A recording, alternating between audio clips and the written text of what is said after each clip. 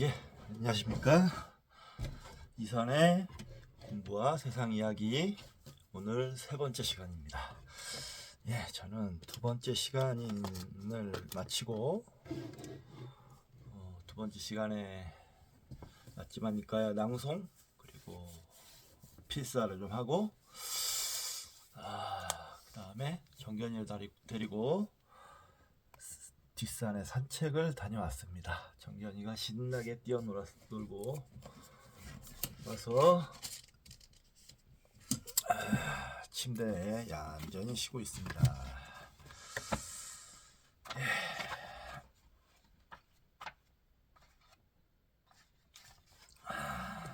자, 이번 시간은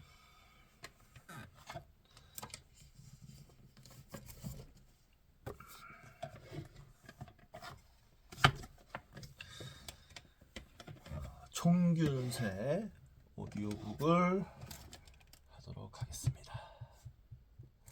빨리빨리 진도 나가야죠. 책도 벌써 이제 100페이지 가까이 돼가고 있는데요. 한 권 한 권 책을 끝낼 때마다, 다 읽을 때마다 저는 굉장히 뿌듯함을 느낍니다. 이 유튜브 방송을 하고 나서 꽤 여러 권의 책을 읽었는데 그때마다 책을 완독을 할 때마다 대단히 뿌듯하고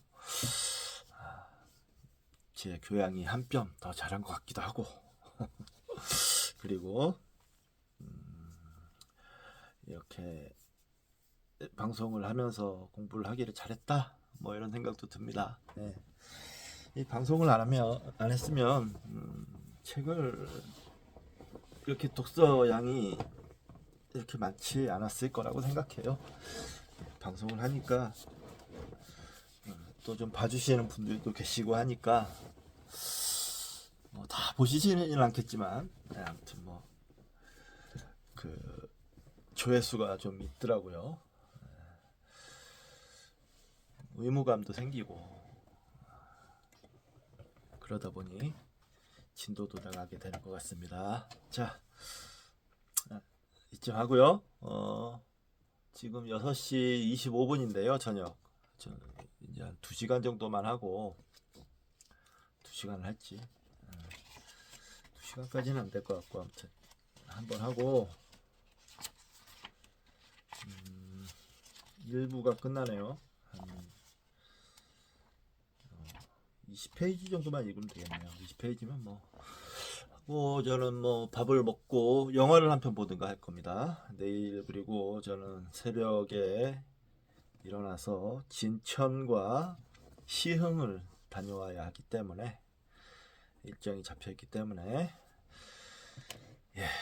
이제 휴일도 끝나가고 오디오북 시작하도록 하겠습니다.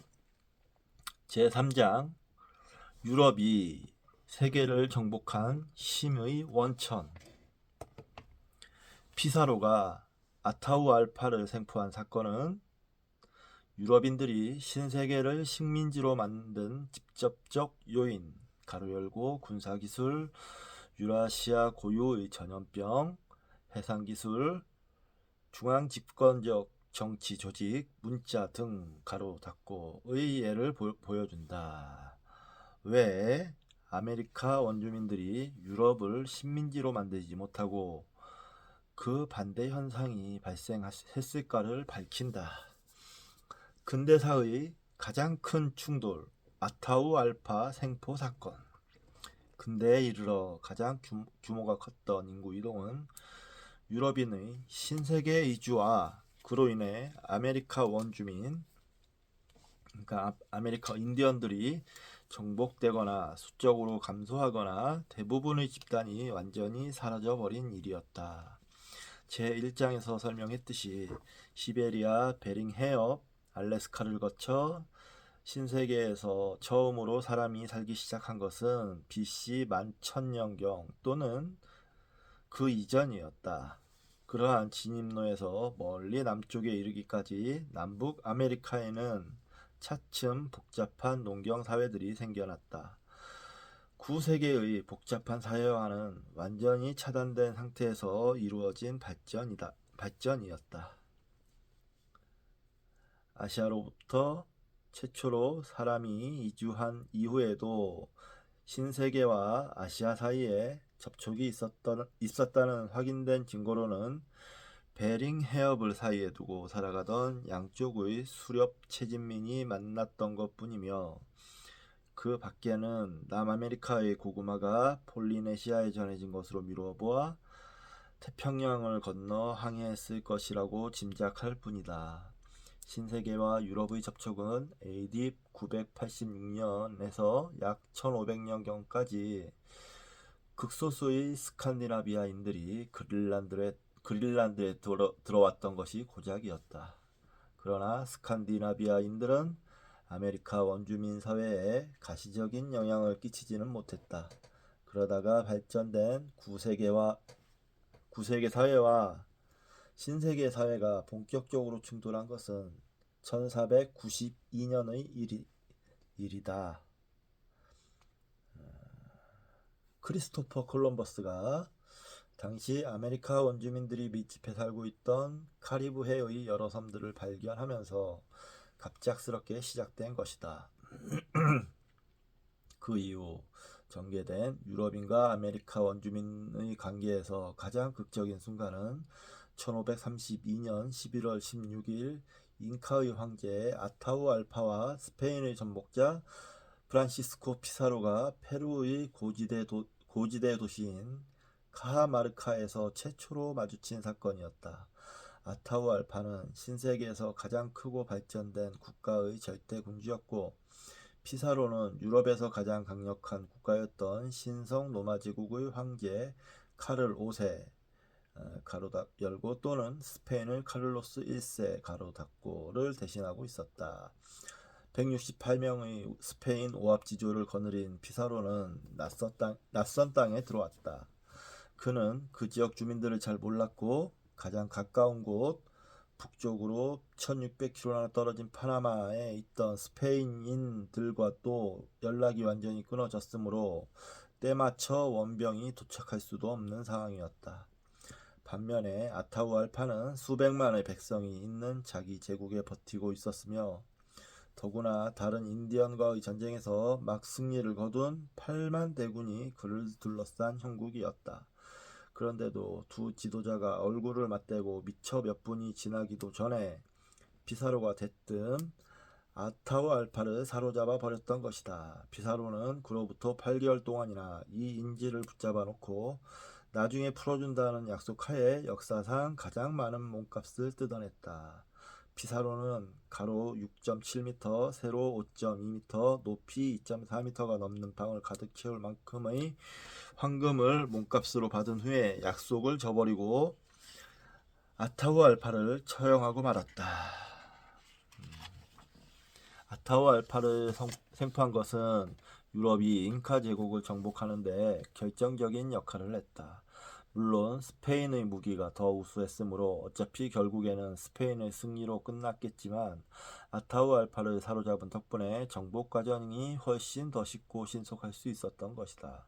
아타우 알파는 잉카족이 태양신으로 숭배하는 존재였고 절대적인 권위를 지니고 있었으므로 백성들은 그가 사로잡힌 상태에서 내리는 명령에도 무조건 복종했다. 아타우 알파를 죽일 때까지의 몇 달은 피사로가 탐험대를 파견하여 아무런 방해도 받지 않고 잉카 제국의 다른 지역들을 마음껏 돌아다니게 하고 파나마의 원정을 요청하기에 충분한 시간이었다. 따라서 아타우 알파를 처형한 후 드디어 스페인과 잉카족의 싸움이 시작되었을 때 스페인의 병력은 전보다 막강해져 있었다. 그러므로 아타우 알파가 생포된 사건은 근대사의 가장 큰 충돌이자 결정적인 순간이었다는 점에서 우리의 관심을 끈다. 하지만 그보다 일반적인 측면에서도 관심을 가질 만하다. 왜냐하면 피사로가 아타우 알파를 사로잡을 수 있게 만든 요인들은 본질적으로 근대의 세계 각지의 이주민과 원주민 사이에서 벌어졌던 유사한 많은 충돌 사건들, 그것들을 결정지었던 요인들이기도 하기 때문이다. 따라서 아타우알파 생포 사건은 세계사를 들여다볼 수 있는 넓은 창문인 셈이다. 궁금하네요. 어떤 과정을 거쳐서 생포가 되었는지. 그대가 패하여 포로가 된 것을 모욕으로 생각하지 마시오. 그날 카하마르카에 있었던 일에 대해서는 잘 알려져 있다. 여러 명의 스페인 측 참가자들이 그 내용을 기록으로 남겼기 때문이다. 당시의 사건들을 제대로 음미하기 위해 우선 피사로의 동생 에르난도와 페드로를 비롯하여 6명의 동료들이 진술한 목격담을 모아 재구성해 보기로 하자. 스페인 사람들, 로마 카톨릭 제국의 무적 황제이기도 하신 우리 국왕 전하의 신하들의 신중함, 강인함, 군기, 근면성, 위험을 무릅쓰는 항해, 그리고 전투력 등은 기독교도에게 기쁨이요 이교도에게는 공포가 될 것입니다. 그러한 까닭에 또한 하나님께서께 영광을 돌리고 카톨릭 황제 폐하께 미력 하나마 도움을 드리기 위해 소신은 이 이야기를 기록하여 폐하께 바침으로써 여기 담긴 내용을 모두가 알게 하고자 합니다. 이는 하느님께 영광 돌리는 일이 될 터 저희는 하느님의 성스러운 인도하심에 힘입어 무수한 이교도들을 정복하고 성스러운 카톨릭 신앙으로 이끌었기 때문입니다. 또한 이는 황제 폐하의 영예이기도 한 바 폐하의 지대하신 능력과 행운으로 말미암아 이러한 일들이 당대에 이루어진 까닭입니다. 저희가 이러한 여러 싸움에서 승리했고 이러한 땅을 발견하여 정복했으며 이러한 부를 전하와 기독교도에게 바쳤으니 이는 기독교도에게 기쁨이 될 것이요 이교도들에게 공포를 심어주고 세계 만방이 경탄하게 한 일입니다. 고금을 통틀어 과연 그 어느 때 이러한 소수가 이처럼 많은 적에 대하여 이처럼 다양한 풍토를 겪으며 이처럼 많은 바다를 건너고 이처럼 넓은 땅을 지나서 이렇게 보지도 듣지도 못했던 곳을 평정하는 이와 같은 공적을 이룩한 일이 일찍이 있었으리까? 그 누가 스페인의 위협에 필적할 수 있으리까? 우리 스페인 사람들은 그 수가 적어서 모두 200명이나 300명을 넘지 못했고 때로는 100명이나 그 이하에 불과했으되 일찍이 알려진 바도 없고 기독교도와 이교도를 막론하고 그 어느 군주도 소유한 바 없을 만큼 드넓은 땅을 우리 시대에 정복했습니다. 그러나 소시는 다만 이 정복 과정에서 일어난 일만을 기록할 뿐 자칫 장황해질까 저하여 길게 쓰지는 않겠습니다. 피사로 대장은 우선 정보를 얻기 위해 카하마르카에서 온 인디언들을 고문했습니다. 그자들은 아타우알파가 카하마르카에서 대장을 기다린다는 소문을 들었다고 자백했습니다. 그러자 대장은 저희에게 전진을 명했습니다. 카하마르카의 초입에 이르렀을 때 저희는 멀리 5km 거리의 산자락에 펼쳐진 아타우알파의 수경지를 보았습니다. 인디언들의 수경지는 흡사 아름다운 도시 같았습니다. 저들의 천막이 너무 많아서 저희 모두는 크게 우려가 되었습니다. 그때까지는 이러한 광경을 본 적이 없었기 때문입니다. 그리하여 우리 스페인 사람들은 두려움과 당혹감에 사로잡히고 말았습니다. 그러나 저희는 두려움을 드러내거나 뒷걸음질 치지 않았습니다. 만약 인디언들이 저희의 약함을 눈치챘다면 안내인으로 데려갔던 인디언들조차도 저희를 죽이려 했을 것입니다. 그러므로 저희는 짐짓 충천한 사기를 내보이며 그 마을과 천막들을 유심히 관찰한 후 골짜기를 타고 내려가서 카하마르카에 입성하였습니다. 저희는 앞으로 할 일에 대해 오랜 시간 동안 의논했습니다. 저희의 수가 너무 적거니와 원병을 기대할 수도 없는 곳으로 깊이 들어온 터였으므로 모두가 두려워했습니다. 저희 모두는 대장과 만나 다음날 해야 할 일들을 논의했습니다. 그날 밤에는 잠을 잔 이들이 별로 없었고 저희는 카하마르카의 광장을 감시하며 인디언 대군의 모닥불들을 바라보았습니다. 무서운 광경이었습니다. 모닥불은 대부분 산비탈에 짚혀졌는데 서로 가까이 붙어 있어서 마치 수많은 별들이 하늘을 수놓은 듯 했습니다. 그날 밤에는 높고 낮음의 구별도 없었고 보병과 기병의 구별도 없었습니다. 모두가 완전 무장한 채 파수를 보았습니다. 저희 대장도 마찬가지로 줄곧 돌아다니며 부하들을 격려했습니다. 대장의 아우인 에르난도 피사로는 인디언의 병력을 4만으로 추산했지만 사실은 8만이 넘었으므로 저희를 격려하기 위해 거짓말을 한 것입니다. 이튿날 아침에 아타우알파의 사자가 도착하자 대장이 이렇게 말했습니다. 주인에게 가서 아무 때나 원하는 방식으로 오시되 어떻게 오시든 나는 친구이며 형제로서 삼가 맞이하겠다고 전하시오. 어서 뵙고 싶으니 되도록 빨리 오셨으면 좋겠구려. 그분을 모욕하거나 해를 끼치는 일은 없을 것이오. 대장은 카하마르카의 광장 주변에 병력을 감춰 놓았습니다. 기병대를 둘로 나누어 하나는 에르난도 피사로에게 또 하나는 에르난도 데소토에게 지휘를 맡겼습니다. 보병들도 마찬가지로 나누어 일부는 자신이 맡고 일부는 아우 후안 피사로에게 주었습니다. 그와 동시에 페드로 데 칸디아에게 명하여 보병 2~3명과 함께 나팔과 총을 지니고 광장에 있는 작은 보루에 가서 자리를 잡게 했습니다. 일단 아타우알파가 인디언들을 거느리고 광장에 들어서면 대장이 칸디아와 부하들에게 신호를 보내고 그러면 그들이 총을 쏘기 시작하면서 나팔을 부는 것입니다. 그러면 넓은 뜰에 숨어서 대기하고 있던 기병대가 그 나팔 소리를 듣고 달려오기로 했습니다. 정오 무렵이 되자 아타우알파가 신하들을 정렬시켜 다가오기 시작했습니다. 저희는 곧 들판 전체가 인디언들로 가득 차는 것을 볼 수 있었습니다. 그들은 이따금씩 걸음을 멈추고 뒤편 수경지에서 더 많은 인디언들이 쏟아져 나오기를 기다렸습니다. 그들은 무리지어 자꾸자꾸 나타났습니다. 행렬의 앞부분은 이미 저희 수경지에 가까이 이르렀는데도 인디언의 수경지에서는 더 많은 병력이 차례로 쏟아져 나왔습니다. 아타우알파의 전면에는 2,000명의 인디언이 앞장서서 길바닥을 쓸었습니다. 그 다음은 전사들이었는데 절반은 아타우알파의 좌측, 절반은 그 우측에서 들판을 따라 행진했습니다. 맨 앞에는 체스판처럼 두 색깔로 된 옷을 입은 인디언의 무리가 있었습니다. 그들은 땅에 떨어진 지푸라기를 줍고 길을 쓸면서 전진했습니다. 그 뒤에는 각기 다른 옷을 입은 세 무리가 춤을 추고 노래를 불렀습니다. 다음은 갑옷을 입고 커다란 금속판을 들고 금은관을 쓴 남자들이 뒤따랐습니다.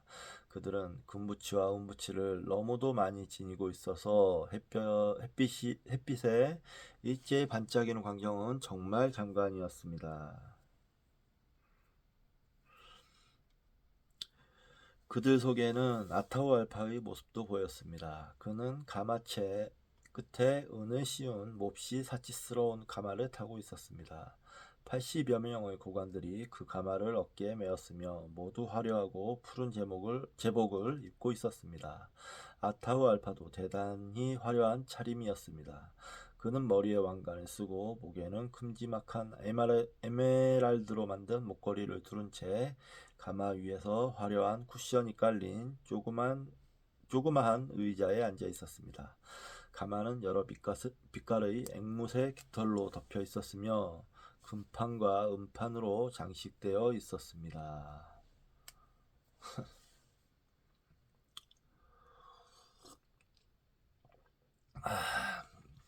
아타우알파의 뒤에는 다시 가마 2채와 해먹 2개가 더 있었는데 거기에는 높은 추장들이 탔고 그 뒤로 몇 무리의 인디언들이 금은관을 쓰고 따라왔습니다. 이 인디언 무리는 웅장한 노래와 함께 광장으로 들어오기 시작했고 광장을 구석구석 채웠습니다. 한편 우리 스페인 사람들은 뜰에 숨어 대기하면서 몹시 두려워했습니다. 겁에 질린 나머지 자기도 모르게 오줌을 지리는 자들도 많았습니다. 이윽고 광장 중앙에 도착한 아타우 알파는 그대로 가마 위에 높이 앉아 있었고 그의 군대는 잇따라 행진에 들어오고 있었습니다. 피사로 대장은 비센테 데 발베르데 수사를 아타우 알파에게 보내어 하느님과 스페인 국왕의 이름으로 주 예수 그리스도의 율법에 복종하고 스페인의 국왕 전하를 받들 것을 요구하도록 했습니다. 그리하여 수사는 한 손에 십자가와 다른 한 손에 성경을 들고 인디언 군대 사이를 비집고 아타우 알파 앞에 나가서 이렇게 말했습니다. 흥미진진하네요. 나는 하느님의 사제로서 기독교인들에게 하느님의 일들을 가르치나니 그대를 또한 가르치러 왔소. 내가 가르치는 것은 하느님께서 이 책으로 우리에게 말씀하신 것들이요. 그러므로 하느님과 기독교인들을 대신하여 그대가 그들과 벗이 되기를 청하는 바 그것이 하느님의 뜻이요 또한 그대에게 유익하기 때문이요. 그러자 아타우 알파는 성경을 보여달라고 요구했으며 수사는 성경을 닫힌 채로 건네주었습니다. 그러나 아타우 알파는 성경을 어떻게 펼쳐야 하는지 몰랐습니다.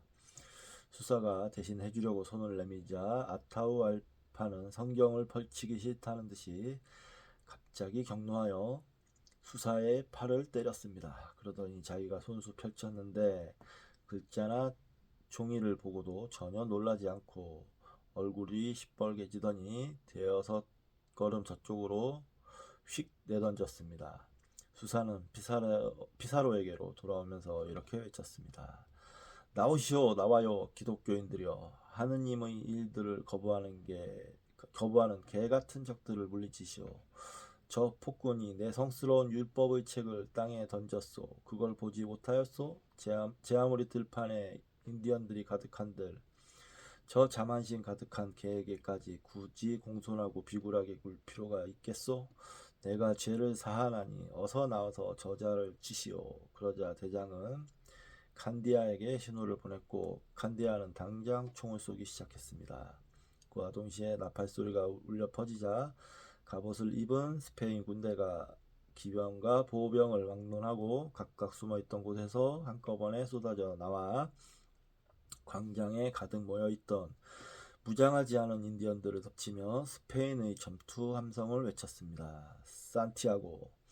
저희는 인디언들에게 겁을 주기 위해 말에 딸랑이를 달고 있었습니다. 우렁찬 총소리와 요란한 나팔소리, 딸랑이 소리 때문에 인디언들은 크게 놀라 갈팡질팡했습니다. 스페인 사람들은 그들에게 덤벼들어 가차없이 베어 넘기기 시작했습니다. 인디언들은 겁에 질린 나머지 서로 짓밟고 올라가다가 산더미처럼 쌓여 질식해 죽는 자가 부지기수였습니다. 무장을 하지 않은 상태였으므로 그들을 공격하는 기독교인들에게는 아무런 위험도 없었습니다. 기병대는 말을 몰아 인디언들을 쓰러뜨리고 죽이거나 부상을 입히면서 그들을 추격했습니다. 보병들도 남아있던 자들을 공격하여 잠시 후에는 적의 대부분이 칼날에 목숨을 잃었습니다.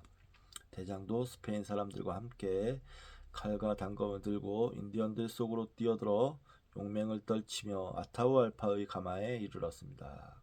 그는 두려움 없이 아타우 알파의 왼팔을 붙잡고 산티아고 하고 외쳤으나 가마가 너무 높아서 아타우 알파를 끌어내릴 수는 없었습니다. 저희는 가마를 맨 인디언들을 마구 죽였지만 그때마다 다른 자들이 그 자리에 들어와서 가마를 높이 들어 올렸고 그런 식으로 인디언들을 죽여 없애는데 꽤 오랜 시간이 걸렸습니다. 마침내 7, 8명의 스페인 사람들이 말을 몰고 달려와 한쪽에 달라붙어 안간힘을 쓴 끝에 가마를 쓰러뜨리고 말았습니다. 그리하여 드디어 아타우 알파를 사로잡았습니다. 대장은 아타우 알파를 자기 거처로 끌고 갔습니다. 가마를 메고 있던 인디언들과 아타우 알파를 호위하고 있던 자들은 끝까지 그를 저버리지 않고 모두 그 곁에서 죽어갔습니다. 겁에 질린 채 아직 광장에 남아있던 인디언들은 총소리와 말 때문에 몹시 놀라서 가로 열고 둘 다 그들이 일찍이 보지 못한 것들이었기 때문입니다. 가로 닫고 길게 뻗은 담벼락을 무너뜨리고 광경을 벗어나 그 바깥 들판으로 도망치려 했습니다. 우리 기병대는 무너진 담을 뛰어넘어 들판으로 돌진하며 이렇게 외쳤습니다. 화려한 옷을 입은 자들을 쫓아라. 한 놈도 놓치지 마라. 창에 꿰어버리자.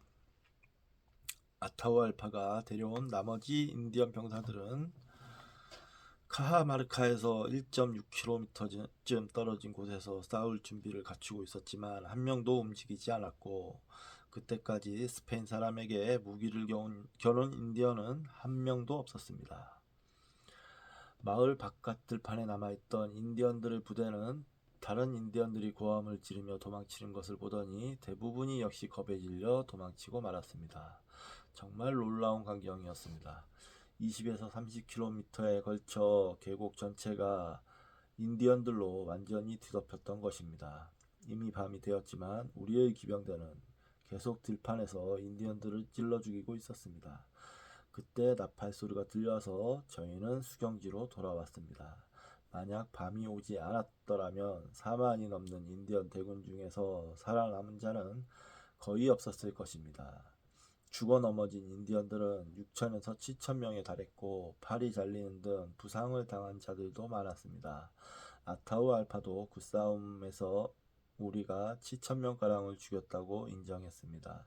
다른 가마에서 죽임을 당한 자는 바로 아타우알파의 대신이며 그가 총애하던 친차의 영주였습니다. 아타우알파의 가마를 메고 있던 인디언들도 모두 높은 주장이나 고관들인 듯 했습니다. 그들도 모두 죽임을 당했고 다른 가마나 해먹에 타고 있던 인디언들도 마찬가지였습니다. 카하마르카의 영주도 죽고 다른 영주들도 많이 죽었지만 그 수요가 너무 많아서 일일이 헤아릴 수도 없었습니다. 아타우알파를 수행하고 왔던 자들은 모조리 고관들이었기 때문입니다. 엄청난 대군을 거느리고 왔던 이 강력한 지배자가 그렇게 잠깐 사이에 사로잡히고 만 것은 정말 놀라운 일이었습니다. 저희들의 수는 너무 적었으므로 사실 이 일은 저희들의 힘이 아니라 전능하신 하느님의 은총으로 이루어진 것입니다. 아타우알파의 망토는 스페인 사람들이 그를 가마에서 끌어내릴 때 찢어지고 말았습니다. 대장은 그에게 옷을 가져다 주라고 명했습니다. 아타우알파가 옷을 입고 나자 대장은 아타우알파를 가까이 앉힌 후 드높은 지위에서 그토록 순식간에 추락한 데 대한 분노와 흥분을 달래주기 위해 이렇게 말했습니다. 그대가 패하여 포로가 된 것을 모욕으로 생각하지 마시오.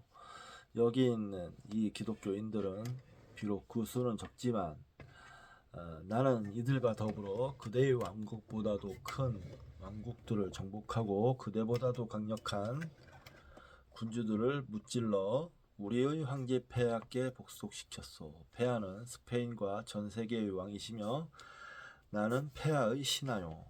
우리는 폐하의 명에 따라 이 나라를 정복하러 왔으니요. 이는 하느님과 그의 성스러운 가톨릭 신앙을 만민에게 알리기 위함이었소. 우리의 임무는 선한 것이므로 하늘과 땅과 그 속의 모든 것을 창조하신 하나님께서 이 일을 허락하셨고 이는 그대가 하느님을 알고 지금까지의 야만스럽고 사악한 삶에서 벗어나게 하려 하심이요. 우리가 이토록 수가 적은데 그 많은 사람들을 이길 수 있었던 것은 바로 그러한 까닭이었소. 그대가 지금까지의 삶에서 잘못을 발견할 때 우리가 이렇게 스페인의 국왕 전하의 명에 따라 그대의 나라에 들어옴으로써 오히려 그대에게 선행을 베풀었다는 사실을 깨닫게 될 것이오. 하느님도 그대의 자만심을 꺾고 그 어떤 인디언 기독교인을 거스르지 못하도록 그 어떤 인디언도 기독교인을 거스르지 못하도록 이 일을 허락하셨기 때문이요.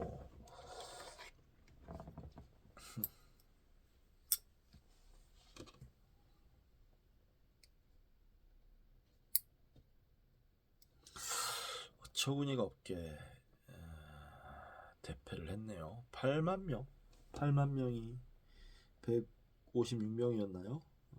당하지 못한 사건인데 말과 총이 있었다고 하더라도 잘 이해가 가지 않습니다.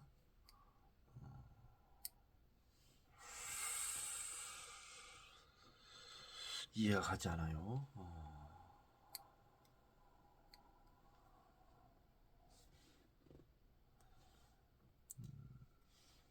스페인 군인은 한 명도 죽거나 다치지 않았다고 하는데 어떻게 이런 게 가능할 수 있었을지. 인디언들도 전쟁을 하고 보니까 정복 전쟁도 하고 그런 사람들인 것 같은데 싸움을 아예 못하는 그런 존재들은 아닌 것 같은데 군대도 있고 또 중앙 집권적이고 근데 대단히 비효율적인 것 같긴 하지만 보겠습니다. 예. 어째서 스페인인은 원주민들을 참패시킬 수 있었을까? 이제 이 비범한 대결에서 작용했던 인과관계의 사슬을 더듬어 봐야겠는데 우선 직접적인 사건들부터 살펴보자. 피사로와 아타우알파가 카하마르카에서 만났을 때 어째서 아타우알파의 압도적인 대군이 피사로를 사로잡아 죽이지 못하고 반대로 오히려 피사로가 아타우알파를 사로잡고 수많은 신하들을 죽일 수 있었을까? 어쨌든 피사로에게는 마르탄 62명의 병사와 106명의 보병이 전부였고 아타우알파는 약 8만 명에 이르는 대군을 지휘하고 있었다. 그리고 이러한 사건들이 일어나기 전에 먼저 있었던 일을 보자면 도대체 아타우알파는 어쩌다가 카하마르카로 오게 되었을까? 어째서 아타우알파가 스페인에 가서 카를로스 1세를 생포하지 못하고 반대로 피사로가 카하마르카로 와서 아타우알파를 생포하게 되었을까? 결과를 이미 알고 있는 우리가 보기에는 명백한 함정이었는데 어째서 아타우알파는 멋모르고 그런 함정 속으로 걸어 들어갔을까? 아타우알파와 피사로의 만남에서 작용했던 요인들은 과연 범위를 넓혀 구세계와 신세계 및 그 밖의 민족 사이의 만남에서도 똑같은 역할을 했을까? 어째서 피사로가 아타우알파를 사로잡게 되었을까? 피사로의 군사적 이점은 스페인의 쇠칼을 비롯한 무기들, 갑옷, 총, 말 따위였다. 그러한 무기에 대항하여 싸움터에 타고 갈 동물도 갖지 못한 아타우알파의 군대는 겨우 돌, 청동기, 나무곤봉, 갈고리 막대, 손도끼, 그리고 물매,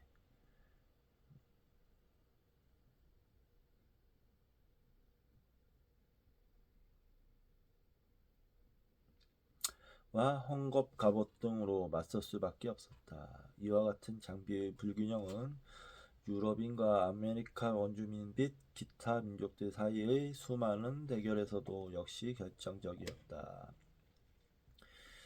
유럽인의 정복에 여러 세기 동안 저항할 수 있었던 아메리카 원주민은 말과 총을 구하여 능숙하게 다룸으로써 군사적 불균형의 폭을 좁혔던 부족들 뿐이었다. 미국의 일반적인 백인들에게 인디언이라는 말이 연상시키는 것은 1876년에 유명한 리틀 비콘 전투에서 조지 커스터 장군의 미 육군 대대를 전멸시켰던 수족의 전사들처럼 말을 타고 소총을 휘두르는 대평원 인디언의 이미지다. 우리는 아메리카 원주민들이 처음에는 말과 소총을 전혀 몰랐다는 사실을 쉽게 잊어버리는 것이다. 원래 유럽인들이 들여온 그것을 갖게 된 인디언 부족들의 사회는 그 후 그로 인하여 바뀌게 되었다. 말과 소총에 숙련된 덕분에 북아메리카의 대평원 인디언, 칠레 남부의 아라우카니아 인디언, 그리고 아르헨티나의 팜피스 인디언 등은 다른 아메리카 원주민들보다 훨씬 더 오랫동안 백인 침략자들을 물리칠 수 있었다. 그들은 1870년대와 1880년대에 이르러서야 비로소 백인 정부의 대규모 군사작전에 못 이겨 굴복했다. 오늘날을 우리로서는 스페인의 군사 장비가 얼마나 큰 수적 열세를 극복할 수 있었는지 얼른 이해하기 어렵다. 앞서서 얘기한 카하마르카 전투에서 168명의 스페인인은 500배에 달하는 아메리카 원주민 대군을 격파하고 수천 명을 죽이면서도 단 한 명도 전사하지 않았다.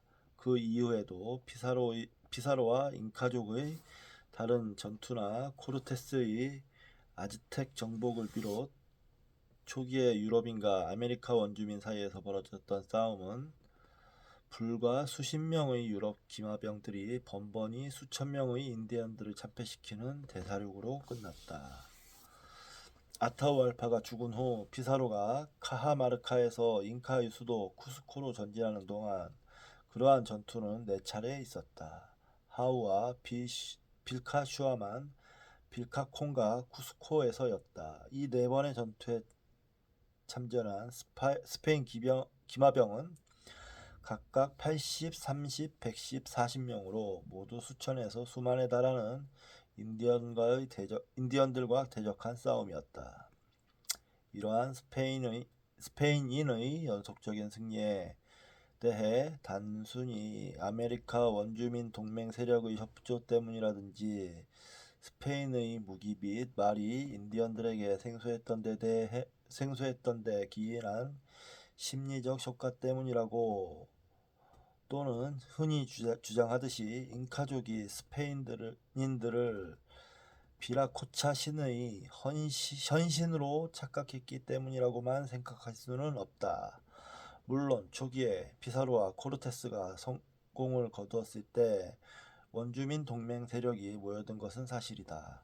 그러나 만약 스페인인들이 처음에 아무런 도움도 받지 않은 상태에서 여러 차례 놀라운 성공을 거두어 원주민들에게 저항은 부질없는 짓이며 차라리 승리할 가능성이 높은 편에 붙는 것이 좋겠다는 생각을 심어주지 못했다면 그 원주민들의 대부분은 아마 동맹을 하려고 하지 않았을 것이다.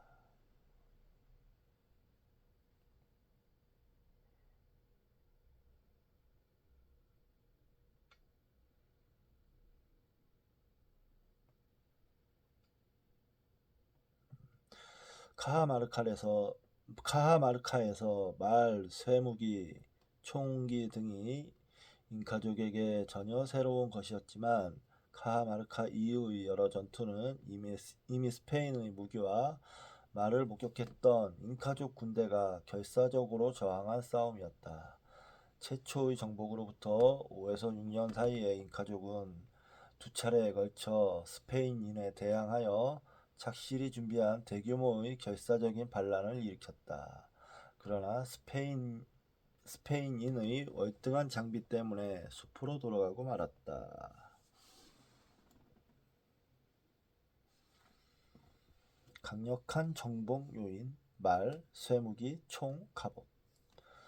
1700년대에 이르러 유럽인 침략자들과 아메리카 원주민 및 기타 원주민들의 싸움에서 칼 대신 총기가 주요 무기로 사용되면서 유럽 측이 더욱 유리해졌다. 예를 들자면 1808년 찰리 세비지라는 사격술이 뛰어난 영국 선원이 머스켓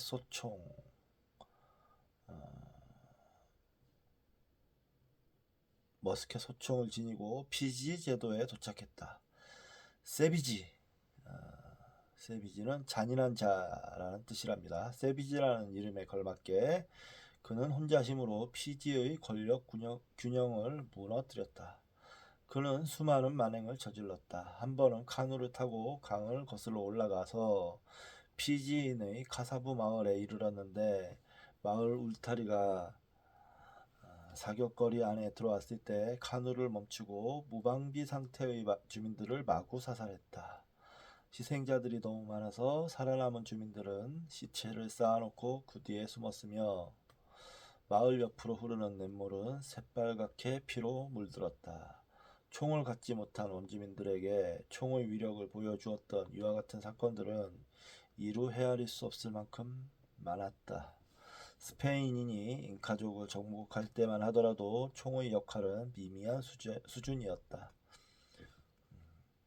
그 당시에 쓰이던 화승총은 장전하거나 쏘는 일이 까다로웠으며 피사로에게도 연함은 자루밖에 없었다. 그러나 필요할 때 그럭저럭 발사할 수만 있어도 심리적인 효과는 충분했다. 한편 총보다 훨씬 더 중요했던 것은 스페인인들이 갑옷이 변변치 않은 인디언들을 도살하는 데 썼던 쇠칼, 창, 단검 등의 단단하고 예리한 무기들이었다. 반면에 인디언이 가진 날없는 곤봉은 스페인인과 말을 때려 부상을 입힐 수는 있어도 좀처럼 죽이지는 못했다. 또한 스페인인들의 쇠 갑옷이나 사슬 갑옷, 그리고 무엇보다 쇠 투구는 곤봉의 타격을 효과적으로 막을 수 있었지만 인디언들의 콜트식 갑옷은 쇠무기 앞에서 전혀 쓸모가 없었다. 그냥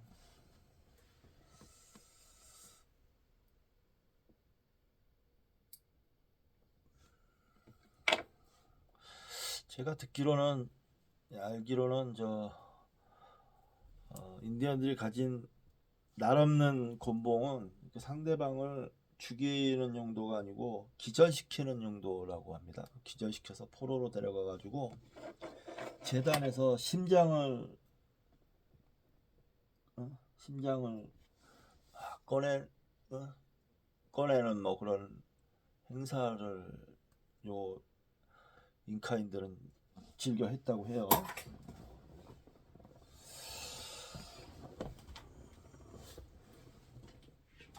그래서 주변 부족들에게 반감을 사가지고 오히려 그 주변 부족들이 스페인 군대에게 협조를 했다는 이야기도 들은 적이 있습니다.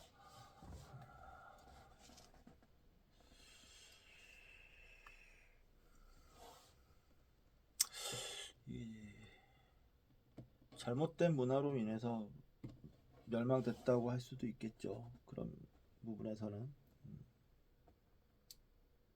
문화에는 분명 좋은 문화, 나쁜 문화가 있다고 생각합니다. 그런 면에서 봤을 때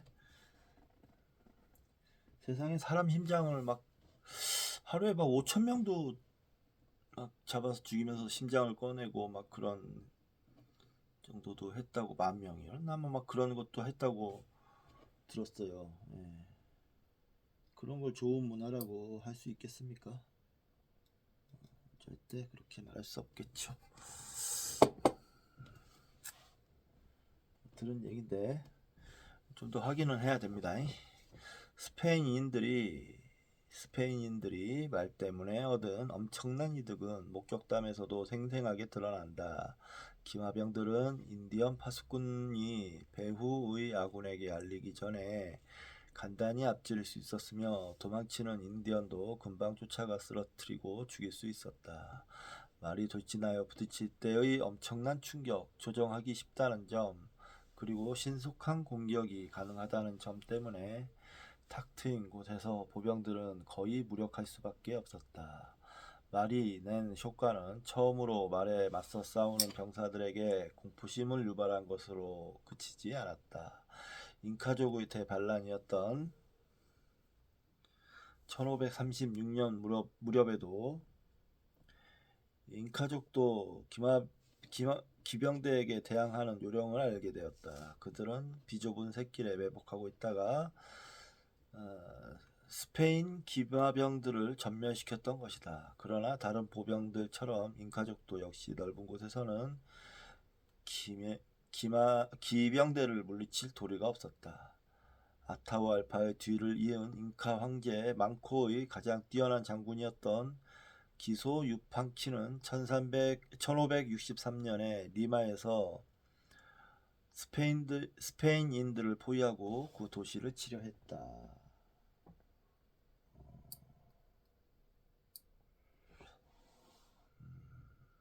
그러나 스페인의 기병대 두 부대가 평지에서 훨씬 더 많은 인디언들에게 돌격을 감행했고 첫 공격에서 키소와 쉬아 지휘관들을 모두 죽여서 정군을 초토화시켰다.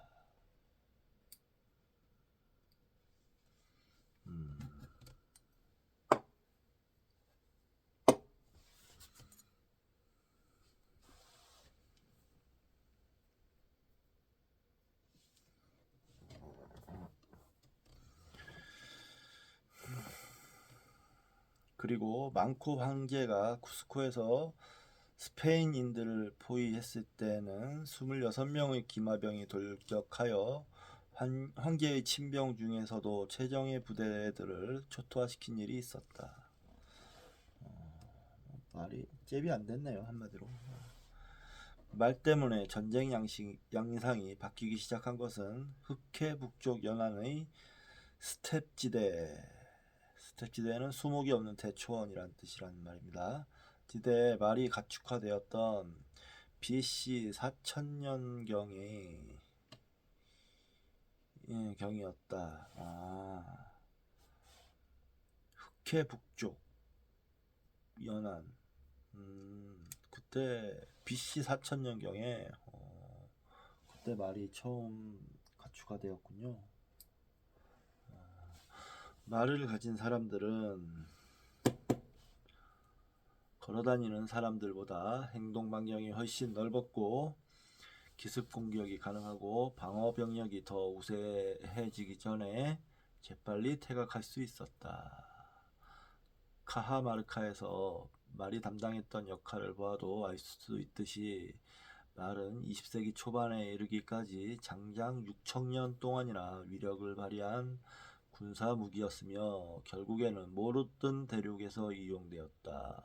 그러다가 기병대의 군사적 우월성이 마침내 종말을 맞이한 것은 제2차 세계대전에 이르러서였다.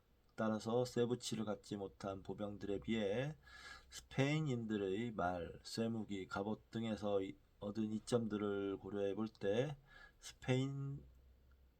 스페인인들이 엄청난 수적 열세에도 불구하고 시종일관 승리를 거뒀던 것은 별로 놀라운 일도 아니다.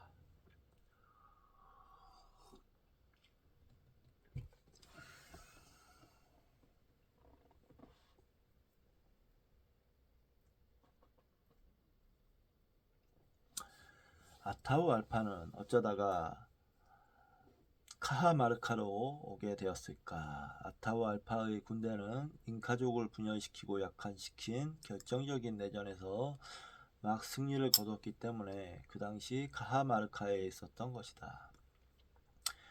피사로는 그러한 분열의 이용 가치를 재빨리 파악하고 싶은 활용했다.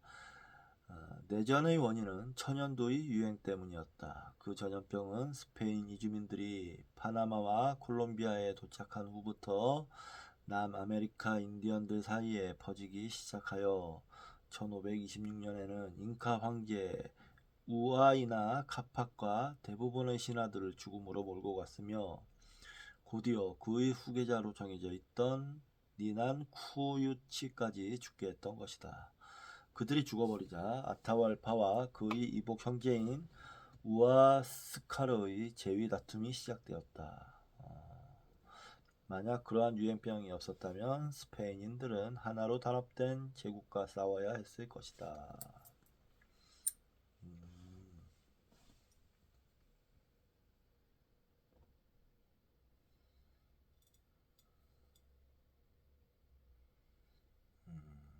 그런 일이 있었군요.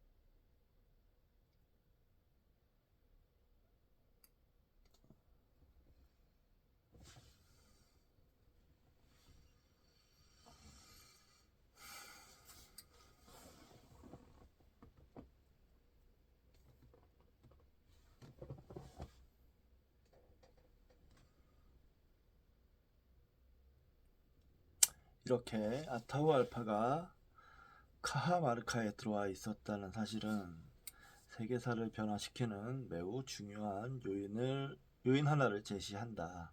그것은 상당한 면역력성을 가진 침략자들이 면역성 없는 민족에게 퍼뜨리는 질병이다. 천연두, 홍역, 인플루엔자, 발진 티푸스, 선 페스트, 흑사병,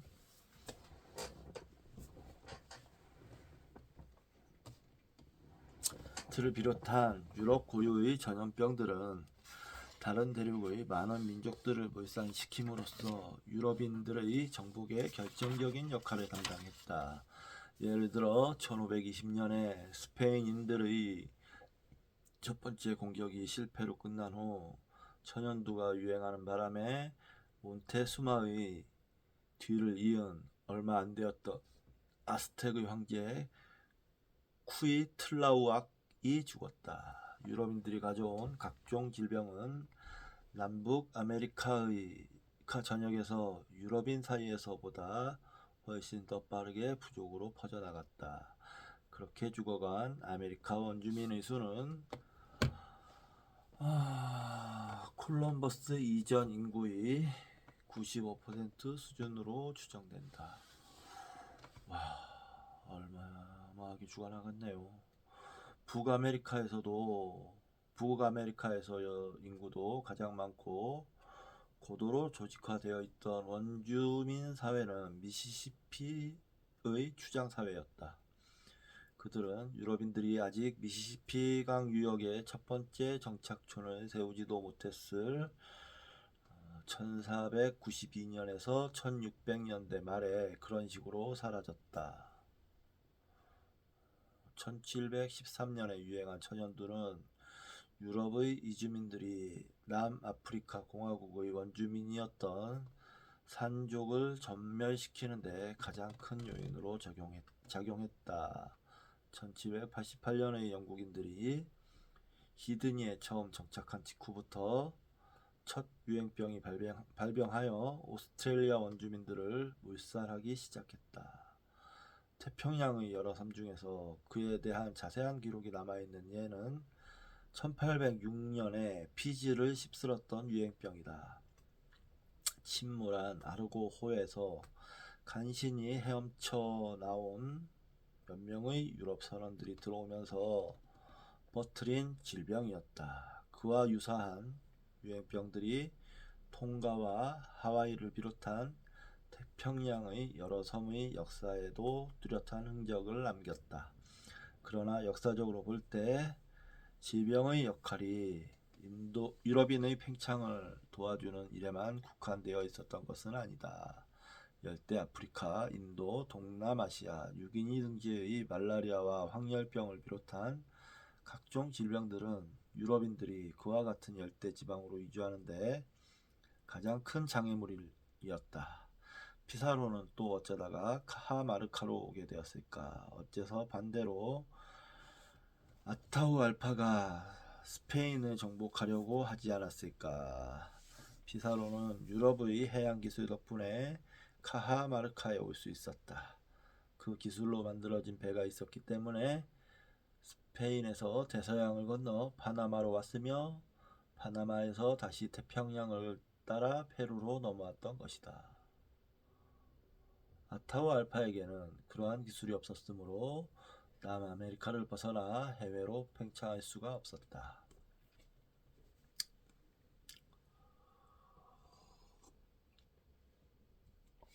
피사로가 카하마르카에 오기까지는 배와 더불어 중앙집권적 정치 조직도 필요했다. 그래야만 스페인이 자금을 마련하고 그 배들을 건조하고 선원들을 고용하고 장비를 구입할 수 있기 때문이었다. 잉카 황제에게도 중앙 집권적 정치 조직은 있었지만 그 경우에는 오히려 불리한 요소로 작용했다. 왜냐하면 피사로가 아타우알파를 생포함으로써 잉카족의 명령 계통을 고스란히 움켜쥐게 되었기 때문이다. 잉카의 관료 체제는 신과 같은 존재인 절대군주와 밀접한 관계가 있었으므로 아타우 알파가 죽자 송두리째 와해되고 말았다. 해양 기술과 정치 조직은 유럽인들이 다른 여러 대륙으로 팽창하거나 다른 민족들이 팽창할 때에도 역시 근본적인 요소로 작용했다. 스페인인들이 페루에 올 수 있었던 또 한 가지 요인은 문자의 존재였다. 잉카 제국에는 문자가 없었지만 스페인에게는 있었다. 정보는 입으로 전하는 것보다 문자를 사용할 때 훨씬 더 멀리, 더 정확하게, 더 자세히 전파할 수 있다. 콜럼버스의 항해와 코르테스의 멕시코 정복에 대한 정보가 곧 스페인으로 전해지면서 스페인인들이 신세계로 밀려들었다.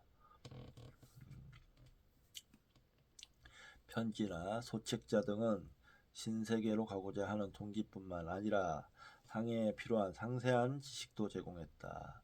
피사로의 업적을 최초로 출판한 보고서는 그의 동료였던 크리스토발 데 메나의 저서로 아타우 알파가 처형된 지 겨우 9개월 만인 1534년 4월에 출간되었다. 그 책은 베스트셀러가 되어 유럽 각국의 언어로 신속하게 번역되었고 그로 인해 스페인의 이주민들이 페루에 더 많이 흘러들어 그곳에서의 피사로의 지배력을 더욱 확고하게 해주었다.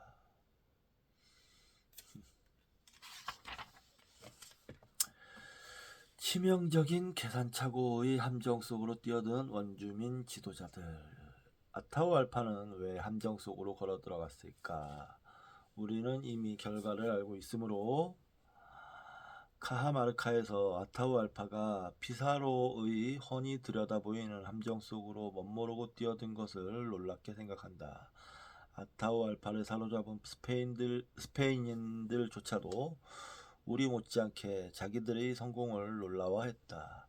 여기서 궁극적인 원인을 찾는다면 문자의 영향이 두드러진다. 직접적인 원인은 아타우 알파가 스페인인이나 그들의 군사력 또는 의도에 대한 정보를 거의 갖지 못했다는 점이었다. 그가 가진 빈약한 정보는 입으로 전해진 것이었다. 그것도 피사로 부대가 해안에서 내륙으로 들어오고 있을 때 그들을 방문했던 직사들에게서 들은 내용이 줄을 이루고 있었다. 그 직사는 스페인인들이 가장 흐트러져 있을 때의 그들을 보았을 뿐이었다.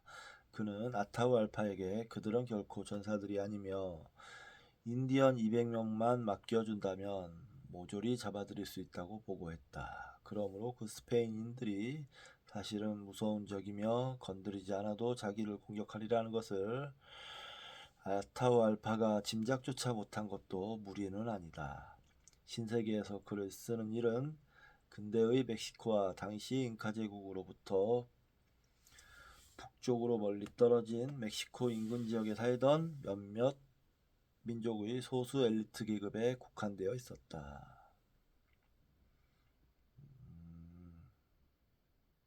스페인인들은 이미 1510년부터 잉카족의 북쪽 변경에서 1000km도 안 떨어진 파나마를 정복하기 시작했지만 1527년 피사로가 페루의 해안에 처음 상륙할 때까지 잉카족들은 스페인인들의 존재조차 알지 못하고 있었던 듯하다. 아타우 알파는 스페인인이 이미 중앙아메리카에서 가장 강력하고 인구가 많은 인디언 사회들을 차례차례 정복했다는 사실을 전혀 모르고 있었다. 아타우 알파는 스스로 자필짓을 했지만 오늘날의 우리에게 그 행동에 못지않게 놀라운 것은 그 이후의 행동이다. 그는 스페인인들이 몸값만 받으면 자기를 풀어주고 가버릴 것이라는 순진한 믿음에서 그 유명한 몸값을 제안했다. 그는 피사로의 부대가 독자적으로 침략을 행한 것이 아니라 영구적인 정복을 노리고 있는 세력의 선봉이었다는 사실을 전혀 몰랐던 것이다. 이렇게 치명적인 착오를 저지른 것은 아타우 알파만이 아니었다. 아타우알파가 사로잡힌 후에도 프란시스 피사로의 동생인 에르난도 피사로는 아타우알파 시아의 뛰어난 장군이며 당시 대군을 거느리고 있던 찰쿠치마를 기만하여 스페인인들에게 투항하도록 만들 수 있었다. 찰쿠치마의 계산착오는 잉카족의 패망에서 하나의 전환점이었으므로 거의 아타우알파가 사로잡힌 순간만큼이나 중요하다. 아즈텍의 황제 몬테수마는 더욱 한심한 착오를 저질렀다. 그는 코르테스를 케트살코아틀 신의 현신으로 착각하여 코르테스와 그의 소수병력을 아스텍의 수도 테노치티틀란으로 맞아들였던 것이다. 그 결과 코르테스는 몬테수마를 사로잡고 테노치티틀란과 아즈텍 제국을 정복할 수 있었다. 참, 단순하게 신이 많네요. 모두 그걸 끝장내버렸어요. 신적으로. 단순하게 생각해 본다면 아타우알파, 찰쿠치마, 몬테수마와 그 밖의 수많은 아메리카 원주민 지도자들이 유럽인들에게 속아서 계산착오를 저지른 것은 신세계의 어느 누구도 일찍이 구세계에 가보지 못했고 당연히 스페인인들에 대해서도 구체적인 정보를 갖지 못했기 때문이었다. 설령 그렇더라도 우리로서는 아타우알파가 좀 더 주의를 했어야 했다는 결론을 내릴 수밖에 없다. 만약 그의 사회가 인간의 행동을 더 폭넓게 경험했더라면 아마 아타우알파도 그랬을 것이다.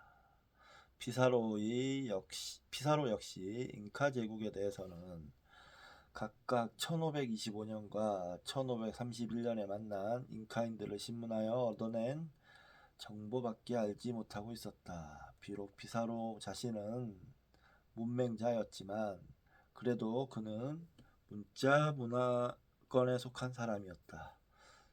스페인인들은 책을 통하여 유럽에서 멀리 떨어진 동시대의 수많은 문명에 대해 알고 있었으며 유럽의 수천 년 역사를 알고 있었다. 피사로가 아타우알파를 잡으려고 매복한 것은 바로 코르테스가 성공을 거두었던 작전을 모방한 것이었다. 간단히 말해서 문자 덕분에 스페인인들은 인간의 행동과 역사에 대한 방대한 지식을 갖고 있었다. 그와 대조적으로 아타우알파는 스페인인들에 대해 전혀 몰랐다. 또한 바다 건너에서 쳐들어온 침략자들을 일찍이 경험하지 못했을 뿐만 아니라 다른 곳에서 다른 사람들에게 그리고 역사적으로 앞선 다른 시대에 무수히 일어났던 유사한 침략 위협에 대해서도 전혀 듣지도 읽지도 못했다. 그러한 경험의 차이 때문에 피사로는 함정을 파게 되었고 아타우알파는 그 속으로 걸어 들어갔던 것이다. 유럽인들이 신세계를 식민지로 만든 직접적 요인들. 이상과 같이 피사로가 아타우알파를 생포한 사건은 아메리카 원주민들이 유럽을 식민지로 만들지 못하고 유럽인들이 신세계를 식민지로 만들게 된 직접적인 요인들을 보여주고 있다. 피사로가 성공을 거두게 한 직접적인 원인은 총기, 쇠무기, 말 등을 중심으로 한 군사기술, 유라시아 고유의 전염병, 유럽의 해양기술, 유럽 국가들의 중앙집권적 정치 조직, 문자 등이 있다. 이 책의 제목인 총균세는 그러한 직접적 요인들을 함축하고 있다. 그 요인들 덕분에 근대의 유럽인들이 다른 대륙들을 정복할 수 있었던 것이다. 앞으로 확인하겠지만 그러한 요인들은 인류가 총기나 철을 만들기 훨씬 전부터 이미 비유럽계 민족들이 팽창한 배경이 되고 있었다.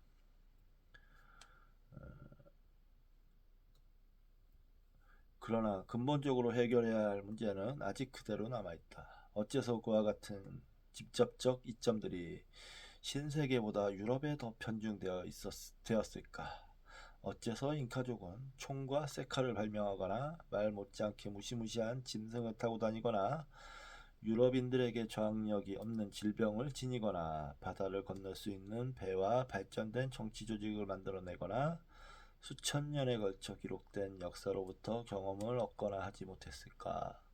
그와 같은 의문들은 2장에서 살펴보았던 직접적인과 관계의 문제가 아니라 앞으로 이 책의 2부와 3부에서 다루게 될 궁극적 인과관계에 대한 문제다.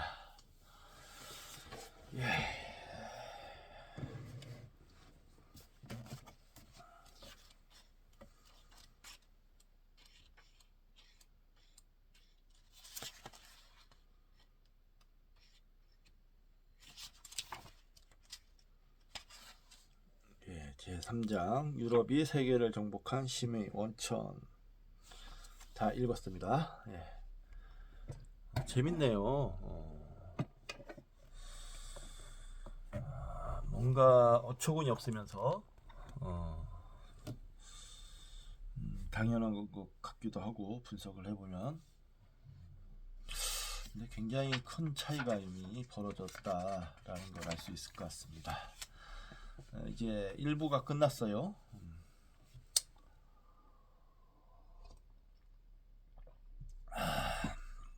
2부가 식량 생산의 기원과 문명의 교차로. 2부는 꽤 깁니다.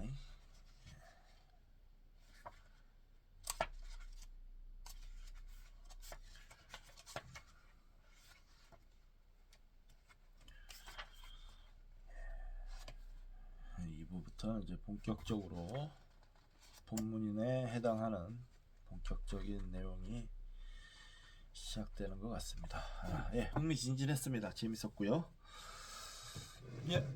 1시간 좀 넘었는데 오늘은 여기까지 하도록 하겠습니다. 7시 반, 7시 29분인데요. 저는 이제 밥을 먹고 얼른 잠자리에 들어서 내일 아침 일찍 일어나야 되겠습니다. 그럼 다음 시간에 뵙도록 하겠습니다. 감사합니다.